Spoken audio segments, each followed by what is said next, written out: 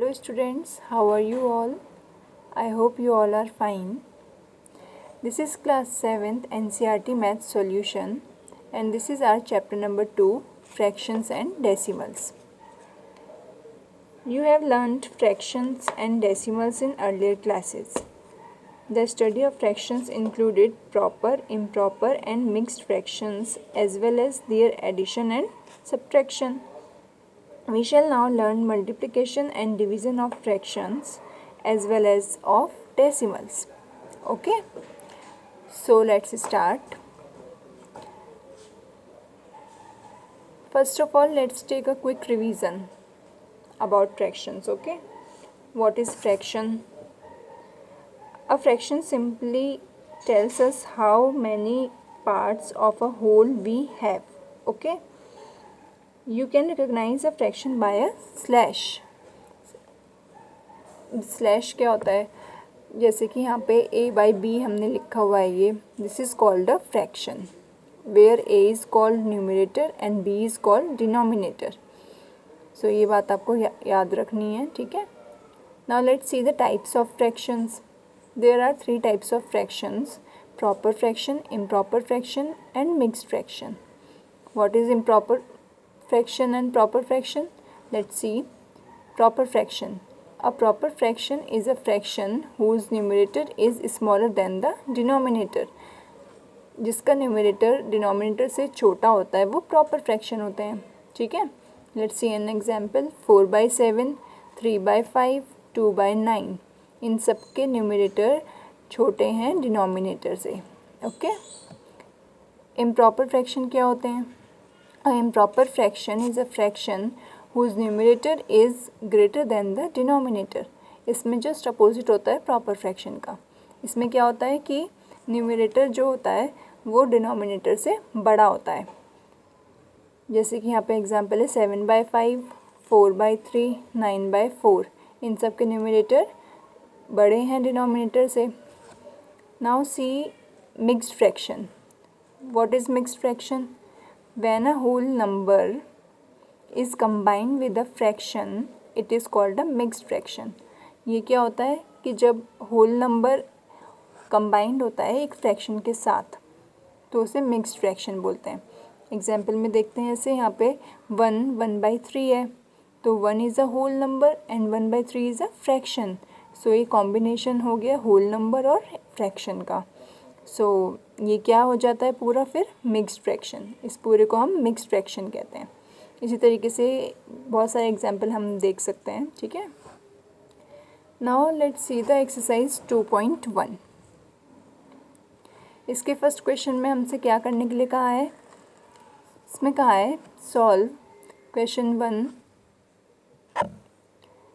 So first part में इसमें हमसे कहा है 2 - 3/5. तो 2 is a whole number and 3/5 is a fraction. So हम होल नंबर में से फ्रैक्शन को कैसे सब्ट्रैक्ट करते हैं देखते हैं. हमें सबसे पहले होल नंबर को भी फ्रैक्शन की फॉर्म में लिख लेना है जिससे कि कैलकुलेशन इजी हो जाए, ठीक है. तो हमने होल नंबर यहाँ पे 2 था, इसको फ्रैक्शन बनाने के लिए क्या किया, नीचे 1 लिख दिया, ठीक है. 1 को हम लिखते भी हैं और नहीं भी लिखते, वो बात वही होती है. इसको हम 2 ही लिखते हैं, इस पूरे को हम 2 ही कह सकते हैं, ठीक है. तो हमने इसको इस फॉर्म में लिख लिया फ्रैक्शन की फॉर्म में. -3/5 कर दिया. इसके बाद नेक्स्ट स्टेप में हमें क्या करना होता है, हमें इनके डिनोमिनेटर सेम करने होते हैं तभी ये माइनस हो पाएगा ईजीली. तो ठीक है, डिनोमिनेटर सेम करने के लिए क्या करेंगे, हम पहले नीचे जो भी डिनोमिनेटर हैं उनका हम एलसीएम लेंगे, ठीक है. तो एलसीएम लेंगे तो 1 और 5 का एलसीएम 5 ही होगा. ओके. तो यहाँ पे तो ऑलरेडी 5 है, यहाँ पे हमें 5 नहीं करना हमें, लेकिन यहाँ पे 5 करना है, नीचे डिनोमिनेटर को 5 करना है. और यहाँ पे 5 करने के लिए हमें क्या करना पड़ेगा, 5 से मल्टीप्लाई करनी पड़ेगी. और अगर हम डिनोमिनेटर में किसी नंबर से मल्टीप्लाई करते हैं then we have to multiply the same number in numerator also. So वही हमने करना है, यहाँ पे नीचे भी मल्टीप्लाई करना है 5 से और ऊपर भी. सो मल्टीप्लाई करके हमने क्या लिख दिया, 2 में मल्टीप्लाई करेंगे 5 के तो कितना हो जाएगा 10. और 3 को हम एज इट इज़ लिखेंगे क्योंकि इसमें तो हमने किसी से मल्टीप्लाई नहीं करनी.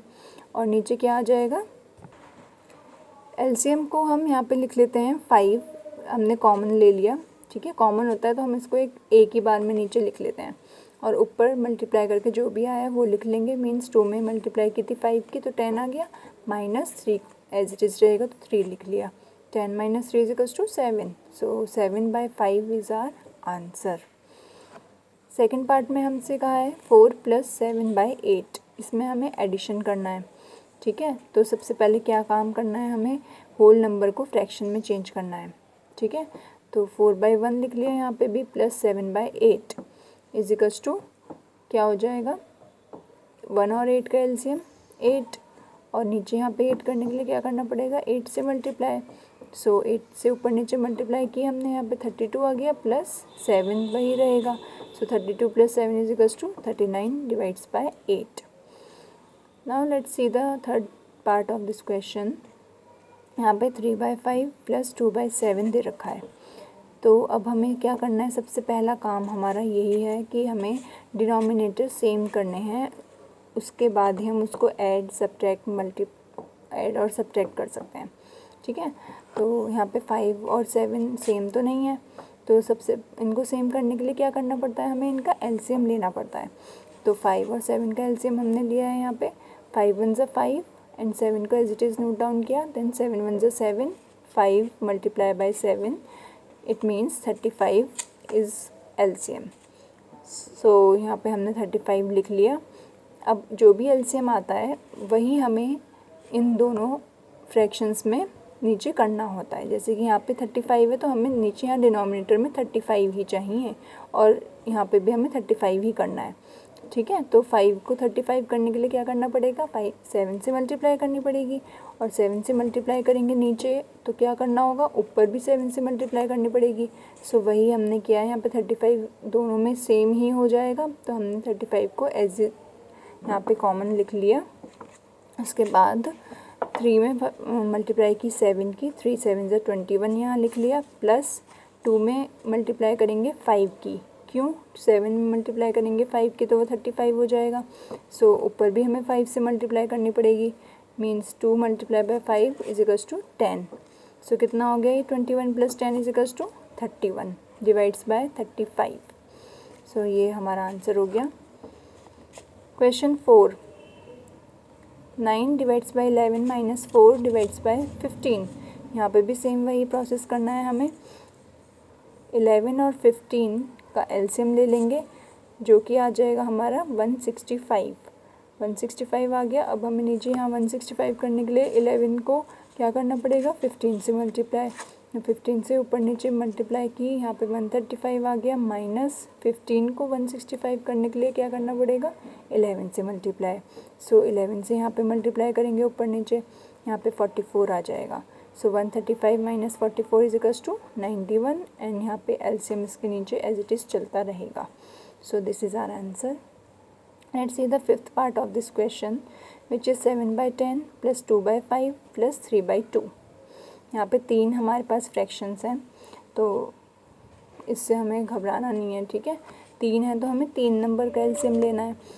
10, 5 और 2 का एलसीएम हम यहाँ पे ले लेंगे, जो कि आ जाएगा हमारा 10, ठीक है।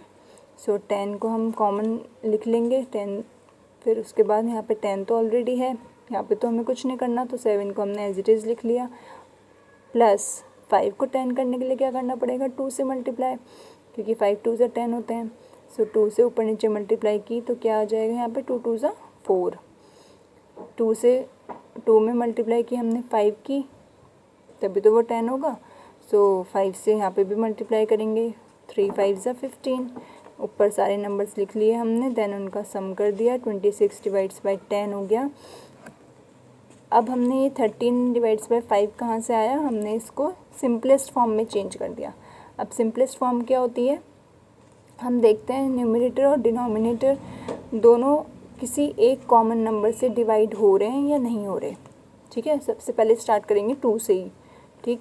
तो 2 से हमने देखा कि ये दोनों डिवाइड हो रहे हैं, बिल्कुल हो रहे हैं। 2 से 26 भी डिवाइड हो जाएगा और 10 भी डिवाइड हो जाएगा। 2 से ही हमने इसको यहाँ डिवाइड कर दिया, 2 से 26 को डिवाइड करेंगे तो 13 आएगा, 2 से 10 को डिवाइड करेंगे तो 5 आएगा। सो ये आ गया हमारा 13 / 5 सिंपलेस्ट फॉर्म में। ओके, सो ये इसका आंसर था। Let's see the next part of this question which is 6 part, और उसमें हमें क्या करना है। यहाँ पे दिया है 2/3 प्लस 3 1/2। यहाँ पे ये दोनों हमें फ्रैक्शंस मिक्स्ड फ्रैक्शन में दिए हैं, इनको सॉल्व करना है। अब इनको सॉल्व करने के लिए क्या करते हैं, इनको सॉल्व करने के लिए सबसे पहला काम करना होता है हमें मिक्स्ड फ्रैक्शन को एक प्रॉपर फ्रैक्शन में या फिर इम्प्रॉपर फ्रैक्शन में चेंज करना होता है। ठीक है, तो वो कैसे करेंगे हम। प्रॉपर फ्रैक्शन में चेंज करने के लिए हम मिक्स्ड फ्रैक्शन को ऐसे ध्यान रखना आप, 2/3 है, सो 2 और 3 के बीच में नीचे जो होता है साइन वो होता है मल्टीप्लाई का, उसके बाद ऊपर जो साइन होता है वो होता है प्लस का। ठीक है, अब ये कैसे हुआ, जैसे कि ये हमारे पास 2/3 है, सो हम इसको 2 ऐसे मल्टीप्लाई, मीन्स इन दोनों के बीच में मल्टीप्लाई का साइन होता है और इन दोनों के बीच में प्लस का साइन होता है। ठीक है, तो अब इसका मतलब ये हुआ कि हमें 3 और 2 की करनी है मल्टीप्लाई, और उसका जो भी आंसर आएगा उसमें हमें प्लस कर देना है ऊपर वाले नंबर को।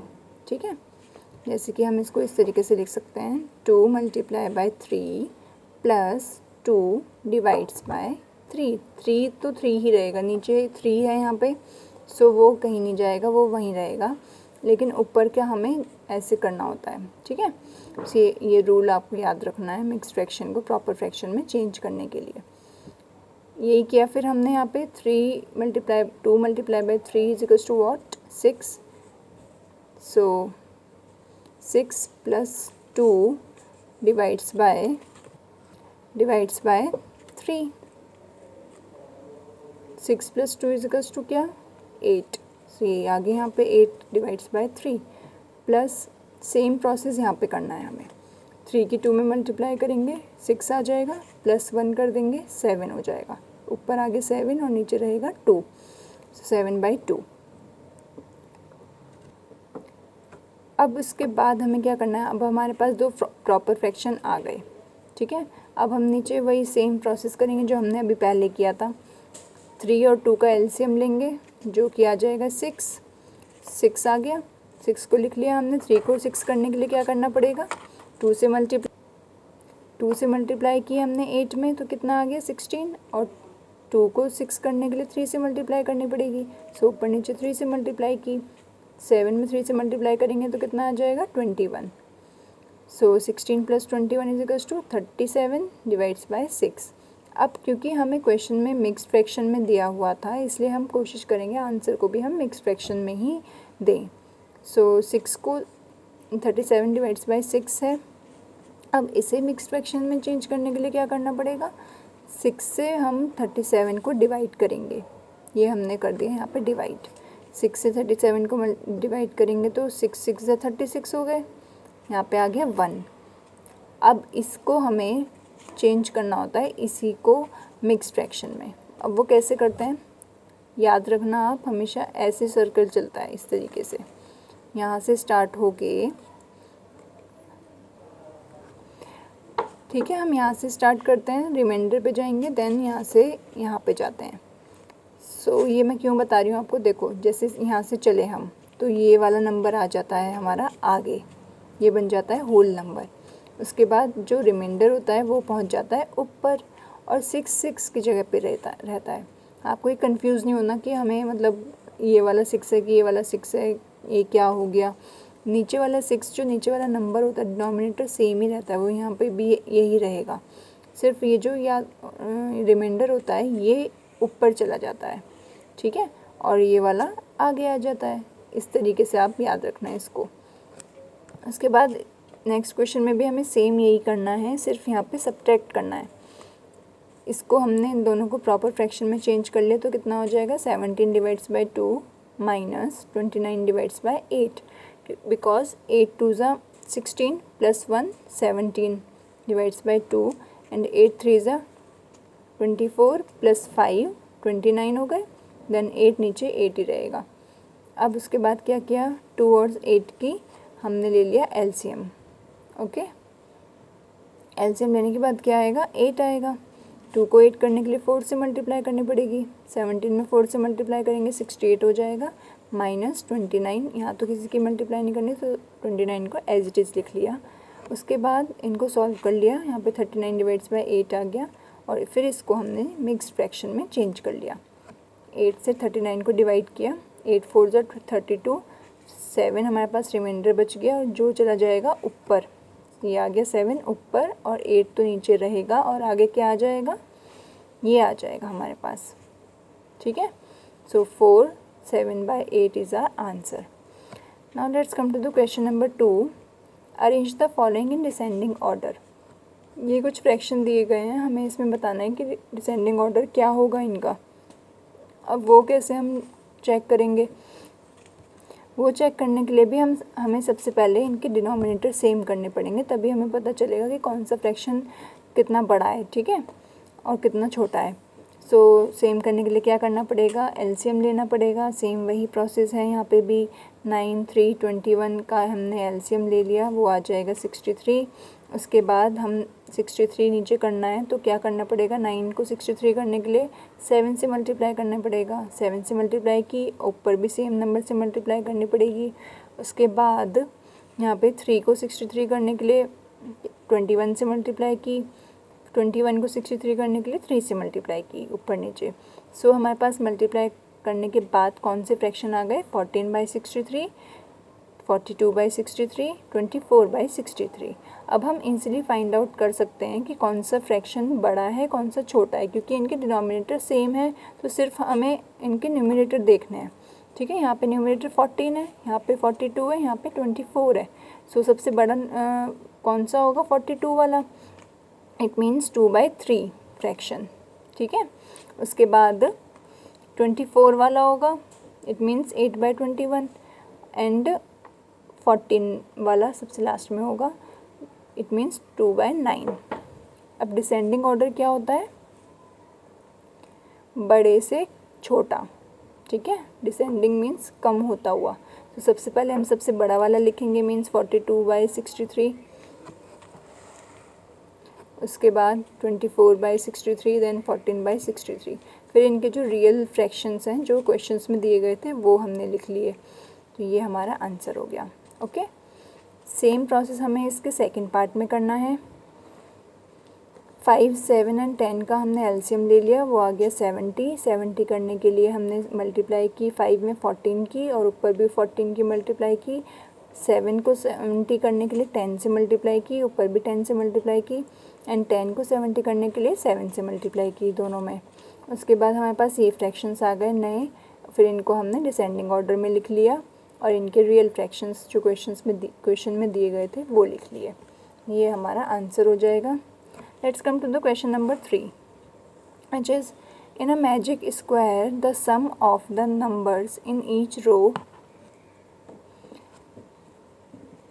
in each column and along the diagonals is the same. Is this a magic square? क्या कहा है हमें इसमें कि हमें बताना है क्या ये एक मैजिक स्क्वायर है। और मैजिक स्क्वायर में क्या होता है कि sum of the rows and sum of the columns और डायगनल्स, इन सब का जो सम होता है वो सेम होता है। ठीक है, तो अगर ये सेम होगा तो ये मैजिक स्क्वायर होगा, अदरवाइज़ नहीं होगा। सो सबसे पहले हमें चेक करना पड़ेगा इन सब के सम। तो पहले तो देखो कि रो कौन सी होती है, रो ये वाली होती हैं सारी, ओके, एंड कॉलम ये वाले होते हैं। So first row, second row, third row, आप चाहो तो इनकी नंबरिंग भी कर सकते हो। ठीक है, और ये first column, second column and third column. देखते हैं अब इनका सम करके। Sum of first row is equals to 4/11 plus 9/11 plus 2/11। ठीक है, इन सब का देखो आप, फर्स्ट रो कौन सी है, 4/11 प्लस 9/11 प्लस 2/11। इसी तरीके से हमने यहाँ पे लिख लिया इनको, और फिर इनका कर दिया सम। अब यहाँ पे हमने देखा कि डिनोमिनेटर इज सेम, तीनों का डिनोमिनेटर 11 ही है, 11 को लिख लिया और ऊपर के नंबर्स को ऐड कर दिया, जो कि आ जाएगा हमारे पास 15/11।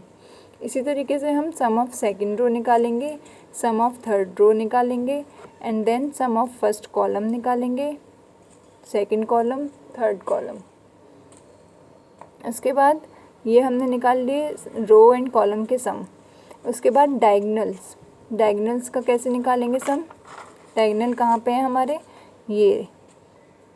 ये हमारा एक डायगनल हो गया और ये हमारा सेकंड डायगनल हो गया। So first sum of first diagonal is 4/11 plus 5/11 plus 6/11। इसी तरीके से सेकंड सम क्या हो जाएगा? 2/11 प्लस 5/11 एंड 8/11। अब देखते हैं इनको ऐड करके कितना आया है।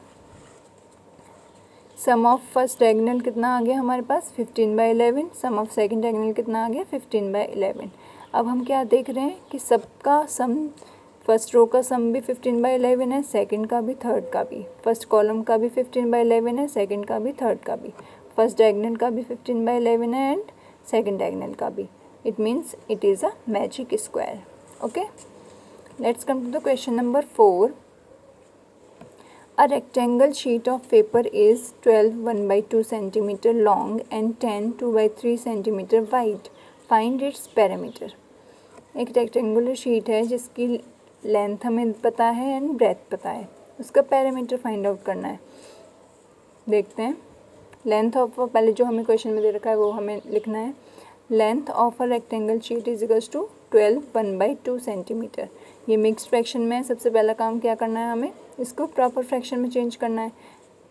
12 2 ज़ा 24 plus 1 25/2 centimetre. Breadth of the rectangle sheet is equals to 10 2/3 centimetre. यहाँ पे भी हमने इसको प्रॉपर फ्रैक्शन में चेंज किया तो क्या हो जाएगा? 32/3 centimetre. Now formula of parameter of a rectangle is equals to 2L plus B होता है, लेंथ प्लस ब्रेथ। उसके बाद यहाँ पे हमने L और B की वैल्यू पुट कर दी। 25/2 प्लस 32/3। 3 और 2 का एलसीएम लिया 6, 2 को 6 करने के लिए 3 से मल्टीप्लाई की, 25 3 ज़ा 75 और 3 को 6 करने के लिए 2 से, 32 2 ज़ा 64।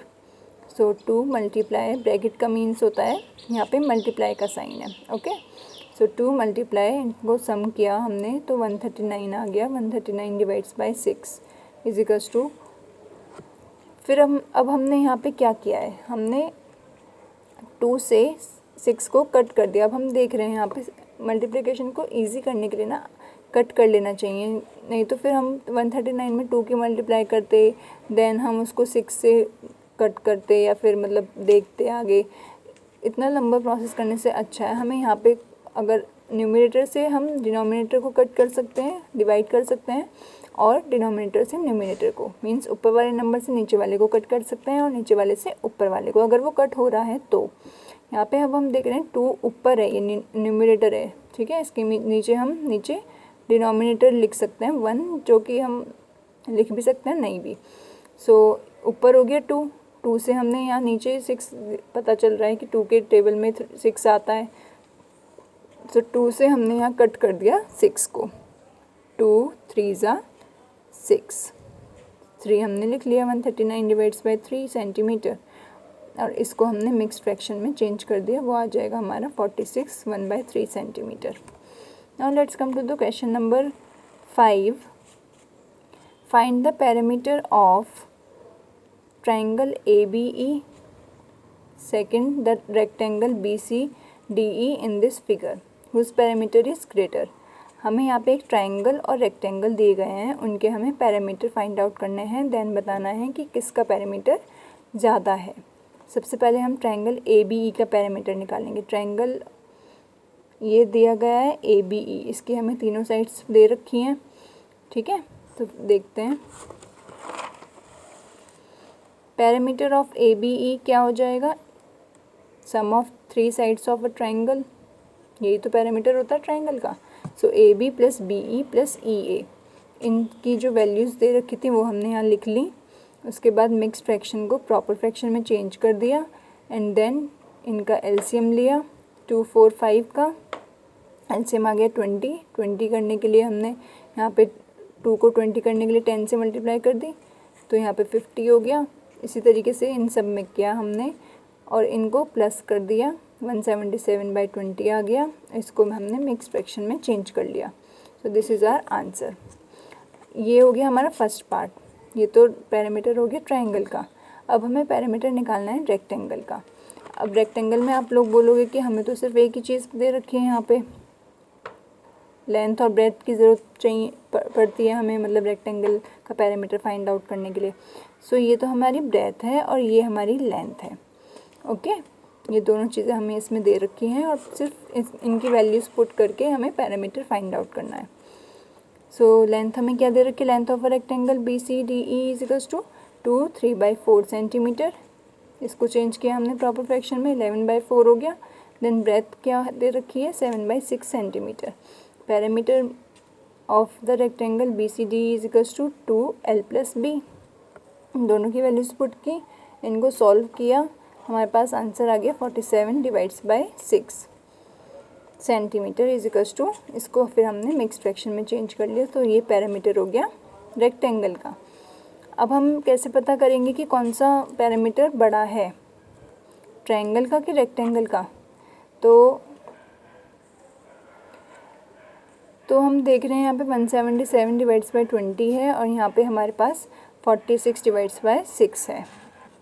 आप चाहो तो इन दोनों को पूरा इनका डिनोमिनेटर सेम करके भी आप चेक कर सकते हो, वरना तो आप ये भी देखो कि दिख ही रहे हो तो इसका न्यूमरेटर भी डिनोमिनेटर भी दोनों बड़े हैं इससे, तो ये वाला फ्रैक्शन बड़ा है। ठीक है, so parameter of AB triangle AB is greater, ये हमने इसमें आंसर में लिख लिया। Now let's come to the question number 6. Salil wants to put a picture in a frame. The picture is 7.3/5 centimeter wide. To fit in the frame, the picture cannot be more than 7.3/10 centimeter wide. How much should the picture be trimmed? इसमें कहा है कि सलील एक picture लगाना चाहता था एक photo frame में, लेकिन पिक्चर जो थी वो इतने सेंटीमीटर वाइड थी और जो फ़ोटो फ्रेम था वो इतने सेंटीमीटर वाइड था। तो उसको पिक्चर को कितना कट करना पड़ेगा जिससे कि वो फ़ोटो फ्रेम में फ़िट हो जाए। सो देखते हैं। The width of picture is equals to, जो हमें दे रखा है वो हमने लिख लिया, मिक्स फ्रैक्शन है तो प्रॉपर फ्रैक्शन में चेंज कर लिया। Then the width of the frame लिख लिया, उसको भी प्रॉपर फ्रैक्शन में चेंज कर लिया। उसके बाद अब हमें निकालना है, कट करना है, तो मीन्स क्या करना है, हमें सब्ट्रैक्ट करना है। तो हमने पिक्चर मीन्स पिक्चर बड़ी थी इसलिए तो उसको कट करने की ज़रूरत पड़ी हमें फ्रेम में फ़िट करने के लिए, तो हम बड़े नंबर में से ही छोटा नंबर माइनस करते हैं। तो मीन्स पिक्चर की जो विड्थ थी उसमें से हमने फ्रेम वाली विड्थ को माइनस कर दिया। सो माइनस करने के बाद क्या आ जाएगा, यहाँ पे हमने 5 और 10 का एलसीएम ले लेंगे, 10 आ जाएगा और इनको सॉल्व करके हमारे पास 3/10 सेंटीमीटर आ जाएगा। सो ये हमारा आंसर हो जाएगा, मीन्स उसको इतने सेंटीमीटर कट करनी पड़ेगी वो picture. Okay, let's come to the 7th question of this exercise. Ritu ate 3/5 part of an apple and the remaining apple was eaten by her brother Somu. How much part of the apple did Somu eat? Who had the larger share, by how much? Ritu ने Apple का 3/5 part खा लिया, ठीक है, और जो बचा हुआ एप्पल था वो उसके भाई ने खा लिया। तो हमें बताना है कि किसने ज़्यादा पार्ट खाया एप्पल का। तो देखते हैं इसको सॉल्व करके। पहले लिखेंगे part of an apple Ritu eat is equals to 3/5, part of an apple Somu eat is equals to 1 - 3/5। अब ये 1 - 3/5 कहाँ से आया, हमें कहा था रितु ने 3/5 पार्ट खा लिया एक पूरे एप्पल का, ठीक है, और उसमें से जो बचा हुआ था वो खाएगा सोमू। तो हमारे पास एक एप्पल था ना, एक हो गया एक पूरा कंप्लीट, माइनस 3/5। एक एप्पल में से हमने रितु ने जो पार्ट खा लिया उसको माइनस कर दिया, खा लिया मतलब ख़त्म हो गया वो, है ना। तो ये हमने इसलिए यहाँ पे माइनस किया है। माइनस करने के बाद हम क्या करेंगे, इसमें वही करेंगे, 1 है तो नीचे 1 लिख लेंगे, फिर 1 और 5 का एलसीएम 5 होगा, और यहाँ पे 5 करने के लिए हमने 5 से मल्टीप्लाई कर दी तो 5 आ गया। 5 माइनस 3 इज टू 2/5। अब रितु ने खाया 3/5 पार्ट, सोमू ने खाया 2/5। सो दोनों के डिनोमिनेटर सेम है। हमें पता चल रहा है कि रितु ने ज़्यादा खाया। क्यों? क्योंकि उसका न्यूमरेटर ज़्यादा है। सो यही हमने यहाँ पे लिखना है, that is Ritu had the larger share. अब हमें बताना है कि रितु ने कितना ज़्यादा खाया। कितना ज़्यादा फाइंड आउट करने के लिए हम इन दोनों का डिफरेंस निकालेंगे कि मतलब उसने सोमू से कितना ज़्यादा पार्ट खाया। तो हम दोनों का डिफरेंस निकाल लेंगे। 3/5 माइनस 2/5 कर लेंगे, क्या आ जाएगा 1/5। इट मीन्स रितु ने 1/5 पार्ट ज़्यादा खाया सोमू से। सो यही हमने यहाँ लिख लिया। So Ritu had the larger share by 1/5। Now let's come to the last question of this exercise. Michael finished coloring a picture in 7/12 hour. Vaibhav finished coloring the same picture in 3/4 hour. Who worked longer? By what fraction was it longer? Same उसी की तरह question है ये, बस थोड़ा सा change है, देखते हैं। Michael finished coloring a picture is equals to 7/12 hour. जो भी क्वेश्चन में दिया है वो हमने लिख लिया। Vaibhav finished colouring a picture is equals to 3/4 hour. अब हमें बताना है कि किसने ज़्यादा काम किया। ठीक है, ज़्यादा देर तक काम किया। सो माइकल ने किया 7/12 आवर तक, वैभव ने किया 3/4 तक। अब हम कैसे पता करेंगे कि भाई कौन सा किसने ज़्यादा काम किया? तो क्या करना पड़ेगा, हमें पहले इनके डिनोमिनेटर सेम करने पड़ेंगे। यहाँ पे 3/4 था तो हमें यहाँ पे 12 करना पड़ेगा, क्योंकि यहाँ पे हमारे पास 12 है। 12 एंड 4 का एलसीएम 12 होता है। ठीक है, तो एलसीएम के इक्वली करना है हमें। यहाँ पे 12 है तो करने की कुछ ज़रूरत नहीं है, मल्टीप्लाई किसी से भी करने की ज़रूरत नहीं है। यहाँ पे हमें 12 करने के लिए क्या करना पड़ेगा, 3 से मल्टीप्लाई करनी पड़ेगी। सो 3 से हमने यहाँ ऊपर नीचे मल्टीप्लाई कर दी। उसके बाद ये कितना आ गया, 9/12 आ गया। अब हमें ईज़िली हो गया, अब हमारे लिए ईजी हो गया कि हम फाइंड आउट कर सकेंगे किसने ज़्यादा देर तक काम किया। यहाँ पे 7/12 था, यहाँ पे 9/12 है। सो कौन सा फ्रैक्शन बड़ा हुआ, 9/12 बड़ा हुआ। So 9/12 is greater than 7/12, that is Vaibhav worked longer. Okay, Vaibhav का ही तो काम था ये। अब हमें बताना है कि उसने कितना ज़्यादा काम किया। कितना ज़्यादा निकालने के लिए क्या करते हैं, हम डिफरेंस निकाल लेते हैं, मतलब कि उसने माइकल से कितना ज़्यादा काम किया। सो बड़े फ्रैक्शन में से हम छोटा फ्रैक्शन माइनस कर देंगे। 12 है, दोनों में same denominator. So 9 minus 7 is equals to 2/12। अब हमने इसको सिंपलेस्ट फॉर्म में चेंज कर लिया। 2 से 12 को डिवाइड कर दिया, 6 आ गया, 1/6 hour. So Vaibhav worked longer by 1/6 hour. So यही हमारा आंसर हो गया। अब ये इस एक्सरसाइज का लास्ट क्वेश्चन था। नेक्स्ट वीडियो में हम नेक्स्ट एक्सरसाइज सॉल्व करेंगे। If you like this video then please like, share and subscribe to my channel. Thank you.